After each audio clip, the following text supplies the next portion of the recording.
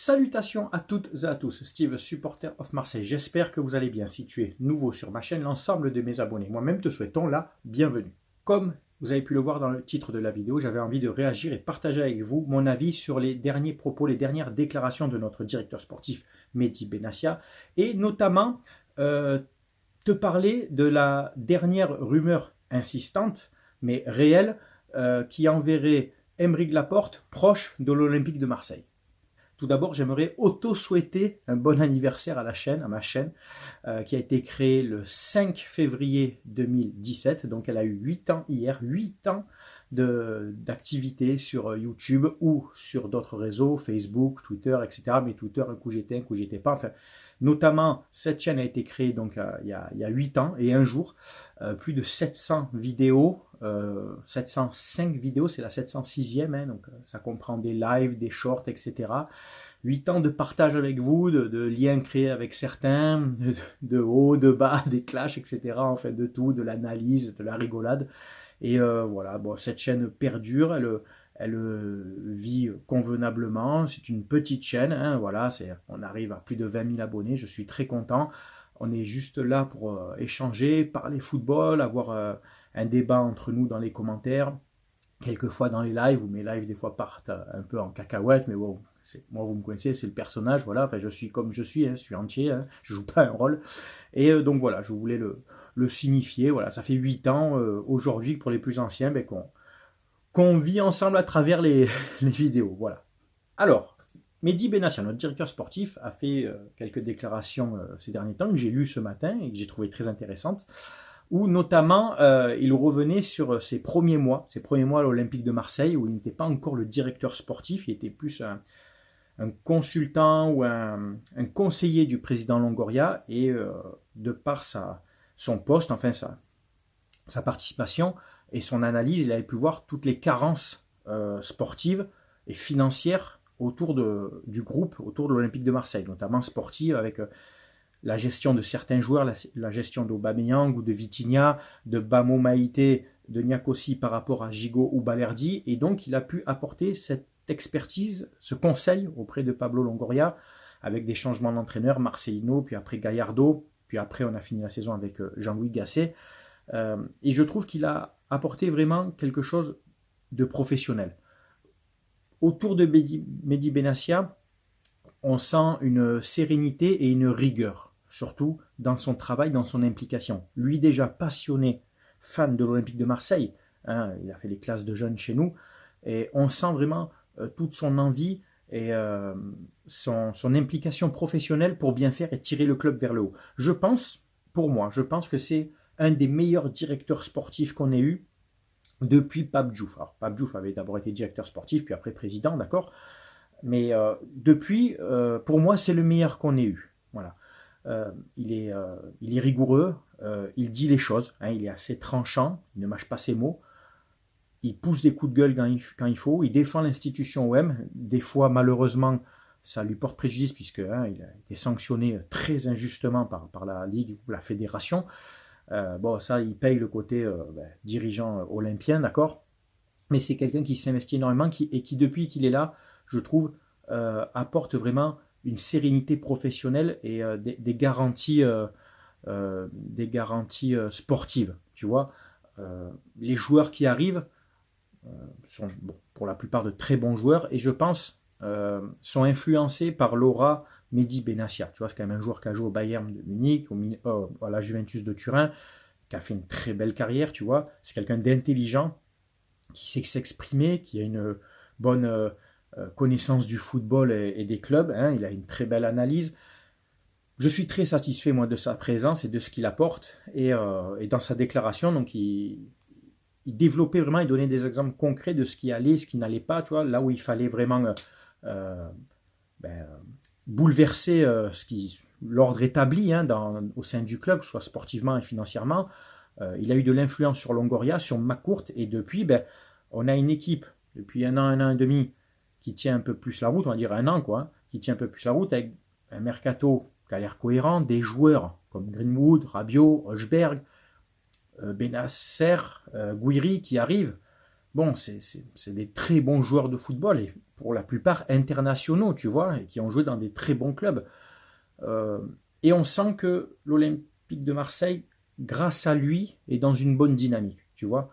Il a peut-être plus d'influence sur le mercato que peut avoir un Longoria qui a son réseau, mais qui, je pense, à un moment donné, bute euh, à un seuil, on va dire, de compétences et d'attractivité autour de lui euh, que Mehdi Benassia a davantage. Tu vois ce que je veux dire? Je ne sais pas si tu m'as compris. Pour moi, Mehdi Benassia est plus attractif que Longoria. Longoria connaît très bien le football, il est connu dans le football européen et mondial, mais je pense que Mehdi Benassia apporte plus de garanties auprès des joueurs. Il est plus proche des joueurs, je pense, qu'un Pablo Longoria. Enfin bref, l'association des deux est bénéfique pour l'Olympique de Marseille. J'ai une pensée pour ceux qui voulaient virer Longoria, Benassia, tout ça, et qui voulaient faire venir Galtier et Tessier. Olympique de Marseille. Ouais. Écoutez, laissez les gens travailler. Comme j'ai déjà dit dans une vidéo, laissez les gens travailler. On est deuxième, hein, on fait venir un entraîneur comme Deserbi, ça aussi c'est pas rien. On est deuxième derrière un PSG qui n'est pas pour moi le meilleur PSG depuis l'ère Qatari. Ils ont moins de stars, certes, ils sont invaincus, certes, mais il y avait moyen d'être plus proche d'eux en termes de points. Et ça, on peut s'en prendre qu'à nous-mêmes. C'est pas parce qu'on a perdu contre eux, certes, le match aller, mais on a perdu trop de points à domicile contre des équipes plus faibles. Et ça, on peut s'en prendre qu'à nous, les gars. D'accord? Je dis pas de jouer le titre, mais peut-être d'être un peu plus près dans leur rétroviseur, de leur renifler un peu plus les fesses, si tu vois ce que je veux dire. Mais ça, on peut s'en prendre qu'à nous-mêmes. Et j'espère que la saison prochaine, avec un mercato plus ambitieux, mieux calculé, tu vois, avec des recrues vraiment importantes qui apportent une plus-value sportive, eh bien, qu'on joue quelque chose de plus important en Ligue 1 qu'une deuxième place. Tu vois ce que je veux dire, sans mettre la charrue avant les bœufs, mais que vraiment on soit à la bataille réelle avec le PSG pour un titre. Tu vois ce que je veux dire? Sachant qu'en plus on jouera une Coupe d'Europe. En espérant jouer avec des champions, mais vu comment on est parti, ça sera avec des champions ou l'Europa League. Mais dans tous les cas, on jouera une Coupe d'Europe, je pense, la saison prochaine. Donc il y aura un calendrier plus chargé que cette année. Donc l'effectif sera, je pense, plus important qualitativement, mais aussi quantitativement. Hein, si tu veux jouer sur 3 tableaux, sachant qu'il y aura aussi la Coupe de France. Donc ça sera très important de faire un recrutement intelligent et de qualité. Cela m'envoie donc sur le deuxième sujet de la vidéo, celui du mercato, de l'aspect sportif, et donc de cette information que j'ai lue ce matin, qui est une rumeur, je pense, à prendre au sérieux, celle qui envoie Aymeric Laporte proche de l'Olympique de Marseille. Visiblement, des contacts ont été pris avec le joueur qui joue actuellement à Al Nasser en Arabie Saoudite. Donc Aymeric Laporte, défenseur central d'1m91, il aura 31 ans au mois de mai, international espagnol, lui qui a d'abord fait ses classes en équipe de France Espoir, équipe de France Jeune, hein, etc. Il était d'ailleurs souvent capitaine, mais qui malheureusement pour l'équipe de France, n'a jamais porté le maillot de l'équipe de France. Il avait été appelé plusieurs fois par Didier Deschamps, mais il n'est jamais rentré en cours de match. Donc les sélections n'ont pas été comptabilisées, donc il pouvait changer d'équipe nationale, d'accord? Tout ça s'est passé autour de 2020-2021 où il a subi une blessure en jouant à Manchester City. Il n'a pas du coup rejoint le bord français hein, de Didier Deschamps et puis il s'est fait naturaliser espagnol et puis depuis c'est une quarantaine de matchs avec l'équipe d'Espagne. Il a gagné la Ligue des Nations et notamment l'Euro 2024. Il est un titulaire indiscutable en équipe d'Espagne où il est complètement épanoui. Pour parler de son parcours, donc c'est un joueur qui est né à Agen, d'accord, donc du côté du Pays Basque français. Puis après il est parti à l'Atlético Bilbao où un certain entraîneur Marcelo Bielsa l'a fait évoluer, l'a lancé hein, en Coupe d'Europe et en championnat. Il a fait un très beau parcours avec l'Athletic Bilbao pendant 7 ans, où notamment il a gagné une super Coupe d'Espagne. Il a fini 4e du championnat d'Espagne, et donc il a contribué à qualifier son équipe pour la Ligue des Champions la saison suivante. Il était un titulaire, pareil, à part entière dans cette équipe au fil des années. Il a joué notamment avec Godin en défense centrale, donc où il a appris énormément. C'est un joueur qui s'est développé pendant 7 ans à l'Atlético. Et puis, en 2018, courant de la saison 2018, à l'hiver 2018, il signe à Manchester City de Guardiola.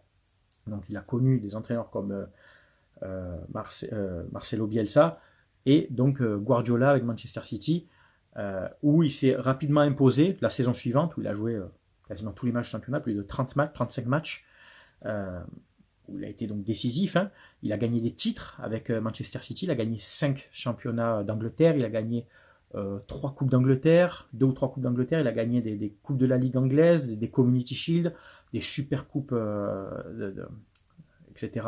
anglaises. Enfin bon, il a gagné une bonne dizaine de titres avec Manchester City, notamment la Ligue des Champions 2023.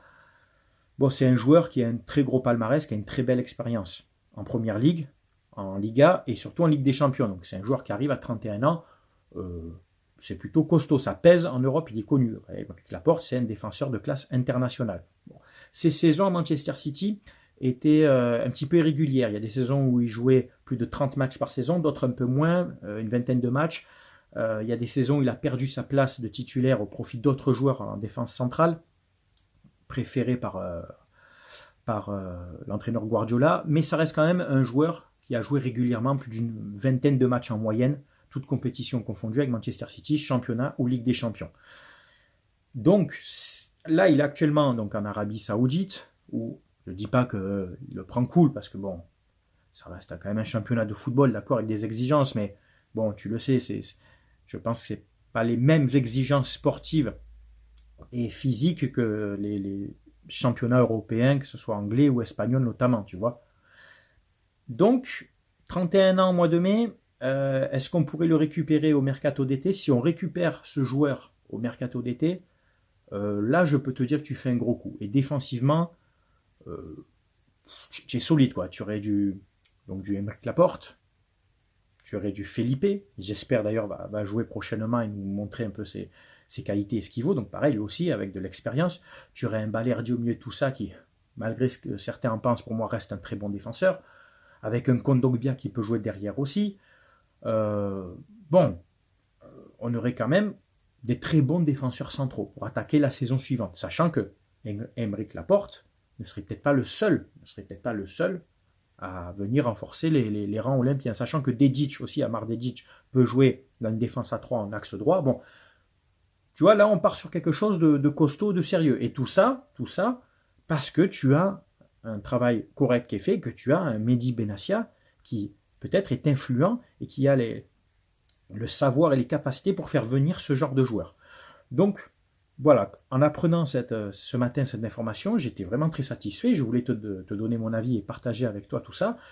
Si on peut faire venir un joueur comme Aymeric Laporte l'année prochaine à l'Olympique de Marseille, je ne dirais pas que c'est comment dire, de garantie de gagner des titres. Hein, on en est encore loin parce qu'il y aura tout un mercato, il y aura peut-être des départs, enfin des départs de joueurs qu'on ne penserait pas qu'ils partent, etc. Mais bon, ça envoie un message quand même de sérieux auprès d'autres joueurs. Tu fais venir ce genre de joueurs, en sachant qu'il y a déjà du Holzberg, du Greenwood, du Rabiot, du Benasser, d'autres joueurs avec les agents vont dire putain, à Marseille, il se construit quelque chose de costaud et de solide. Et puis surtout, ça travaille bien. Il y a un climat plutôt serein. Il n'y a plus de tension entre la direction et les groupes de supporters, malgré ce que nous prédisait l'autre guignol, Vézirian. Je te citerai à chaque fois, de toute façon, lui qui avait prédit la guerre civile à Marseille, si on ne gagnait pas des titres, s'il n'y avait pas ci, s'il n'y avait pas ça, s'il n'y avait pas de vente du club, s'il n'y avait pas de vente du club à l'été dernier, il y aurait une guerre civile. Bon, ferme ta gueule, hein. Ferme bien ta gueule une bonne fois pour toutes, d'accord? D'ailleurs, il a supprimé sa vidéo, vous savez qu'il a supprimé sa vidéo en février 2021, c'est qu'il avait buzzé, le club est vendu, etc. Il a assumé, t'assumes pas, hein. Il n'a pas assumé, il a supprimé sa vidéo, mais t'inquiète pas, on a les captures d'écran, on a les extraits vidéo, t'es qu'une grosse saucisse, mec, t'es qu'un gros guignol, voilà, bref, donc, lui qui avait prédit la guerre civile, ben non, tout se passe bien entre les groupes de supporters et la direction, et même s'il y a des désaccords, ben, il n'y a pas de vague, tu vois, je pense qu'il n'y a plus de messages dans les tribunes et tout se passe bien, et que ça perdure, tu vois, et donc si tu arrives à faire venir à chaque fois ce genre de joueur, ça fait effet boule de neige, et ben les autres agents, des très bons joueurs européens, vont dire oui, bon, il y a des joueurs qui y vont, tu vois, il y a quelque chose de sérieux qui se construit, tu vois, et surtout, ben, l'OM, c'est quand même une vitrine, une exposition. Médiatiquement, quand tu joues à l'OM, c'est un tremplin, même si tu es un très bon joueur, mais le fait de jouer à l'OM, médiatiquement, c'est énorme, parce que ça peut t'apporter pour ta sélection nationale, un joueur qui n'est pas un titulaire qui n'est pas forcément appelé dans sa sélection nationale, si tu réussis à l'OM, avec tout ce qu'il y a autour, l'engouement, le stade et tout, qui fait que tu subis la pression, ça rassure un sélectionneur. Tu vois ce que je veux dire? Enfin, les joueurs qui réussissent à l'OM, souvent sont appelés en sélection nationale de leur pays. D'accord, voilà, je t'ai partagé mon avis donc sur les propos de Benassia, sur la potentielle arrivée d'Aymeric Laporte. C'est bien entendu à toi de donner le tien en commentaire, que tu sois supporter de l'OM ou d'une autre équipe, puisque bien entendu on respecte les avis de chacun si ton avis est respectueux. Voilà, je vous parle de mon partenaire, comme d'habitude, maillogo.co, partenaire avec qui je collabore depuis plus de 4 ans maintenant, qui peut te proposer des équipements, des maillots de football de l'Olympique de Marseille, de tout club de Ligue 1, de Première Ligue, de Liga, de Bundesliga, de Serie A, etc., de championnat d'Amérique du Sud, du Mexique, l'équipe nationale du monde entier, de très très très bonne qualité, hommes, femmes, enfants, de survêtements, etc., maillot rétro, maillot vintage, l'OM 91, l'OM 93, l'OM 99, et à moindre frais, à des prix vraiment très intéressants. Et grâce à mon code SOM, tu auras 15% de réduction sur l'ensemble de ton panier, et exclusivement sur cette chaîne, tous réseaux sociaux confondus, tous youtubeurs, influenceurs, appelle ça comme tu veux, confondus, la commission qui m'est reversée par tes achats, d'accord, les 5% de commission qui me sont reversés, moi depuis 4 ans, je les reverse à 2 associations sur Marseille, les Petites Sœurs des Pauvres et Sourire à la Vie, qui est une institution qui s'occupe d'enfants malades notamment. Donc sache-le quand tu commandes sur ce site, avec mon code SOM, 5% de ton panier est mis dans une cagnotte, et chaque année au mois de juillet, août, je fais un virement aux 2 associations, aux Petites Sœurs des Pauvres et à Sourire à la Vie. Tu peux les contacter, il n'y a pas de problème, je travaille avec eux depuis 4 ans, et convention signée, ils te diront oui, chaque année, Supporter of Marseille, Steve, nous fait un virement. Voilà. Et chaque année, je fais une vidéo pour vous dire le chiffre, etc. et combien d'argent ont été reversés. On en est à plus de 5800 € de dons. Et là, année en cours, je te fais un premier bilan mi-saison. On est déjà à plus de 1300 €. Plus de 1300 € et on est au mois de février. Et on clôture au mois de juin. Donc je pense qu'on va encore faire une meilleure année. Et je te dis, tout cet argent-là, depuis des années, les autres, je la garde, il n'y a pas de problème, je respecte chacun, voilà. Et moi, cet argent, je le reverse. Voilà. Écoutez, c'est tout pour cette vidéo, j'espère qu'elle t'a plu. C'est bien entendu à toi donc de commenter, comme je t'ai dit. Et on se dit à très bientôt. Merci d'avoir regardé cette vidéo. C'était Steve, supporter de Marseille. Ciao, ciao tout le monde.